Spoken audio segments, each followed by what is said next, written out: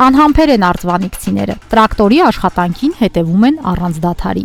Ի վերջո հիմնովին լուծվում է այս գյուղի տասնամյակների խնդիրը, մշտական խմելու ջուր կունենան բոլոր բնակիչները։ Կենարար հեղուկը բնակավայրի տարբեր հատվածներ կմղվի պոմպերով, որոնց աշխատանքը կապահովի 40 կՎտ հզորությամբ արևային կայանը։ Աշխատանքի 60-ից 70% արդեն կատարված է, քանի որ տեղանքի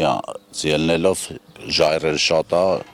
առավոտ ժամը 8-ից աշխատում ենք մինչև իրիկուն ժամը 8-ը, որպեսզի հասցնենք ժամկետին։ Ուսումնասիրել ենք ջրի հոսքը, կբավարարի, մի բան էլ ավել է լինելու։ 9 կիլոմետրանոց հիմնական ջրագիծ, 30,000 մետրանոց բարակ խողովակաշար։ Ծրագիրն իրականացնում է Կապանի համայնքապետարանը, գումարի մեծ մասն ազդագիր բնակավայրերին տրվող ռոյալթիի մասհանումից է։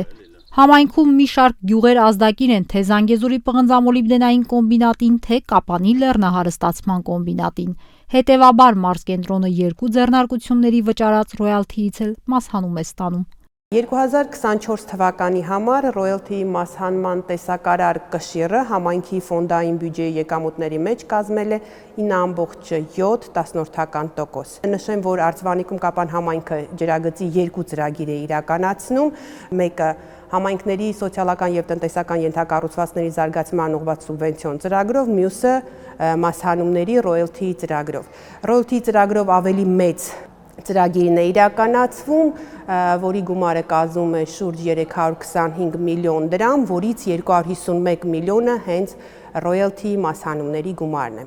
Ռոյալթին բնօգտագործման վճար է, որը տալիս են հանքարդյունաբերության ոլորտում գործունեություն ծավալող ձեռնարկությունները։ Տնտեսագետ Սուրեն Պարսյանի խոսքով այն նման ընկերությունների կատարած հարկային վճարումներից ամենախոշորն է։ Ռոյալթի հաշվարկման հիմքում ընկած է խտանյութի արժեքը, այսինքն այն գումարը, որով վաճառվում է խտանյութը միջազգային շուկայում։ Եվ որքան բարձր է այդ գումարը, այնքան բարձր է պետության մուտքերը։ Վերջի տարիներին նաև մուտքագրվեց ռոյալթի պրոգրեսիվ համակարգ, այսինքն որոշակի մակարդակից հետո տնտեսվարողներ ավելի շատ ռոյալթի են վճարում։ Նպատակը այն էր, եթե օրինակ համաշխարհային շուկայում պղնձի մոլիբդենի գները բարձրանում են, կազմակերպությունները սկսեն ավելի շատ հարկ վճարել։ Այսինքն կա տոկոսից բացի նաև դրված է որոշակի շահութաբերության հիմք։ Հայաստանում հանքարդյունաբերական գործունեությունը հիմնականում կապված է մետաղների արդյունահանման հետ։ Համաշխարհային շուկայում վերջիններից գներից կախված ռոյալթիի վճարները կարող են ավելանալ եւ պակասել, բացատրում է տնտեսագետը։ Վառ օրինակը հենց Զանգեզուրի պղնձամոլիբդենային կոմբինատի 2024 թվականի վճարումներն էր։ Մասնապես 2024 թվականին այս ընկերությունը վճարել է շուրջ 102 միլիարդ դրամի չափով հարկեր, որից մոտ 68 միլիարդը կազմում է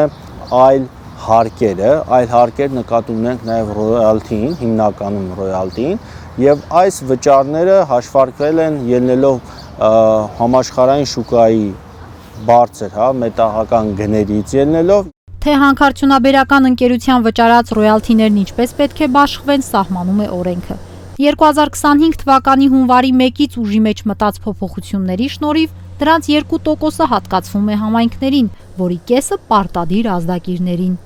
Կապանի համայնքապետարանում խոշոր ծրագիր է իրականացվելու նաև 2025 թվականի համար արված ռոյալթիի մասհանումից։ Այս տարվա համար մարզկենտրոնին տրվող գումարը 2024-ի համեմատ գրեթե կրկնակի ավելի է։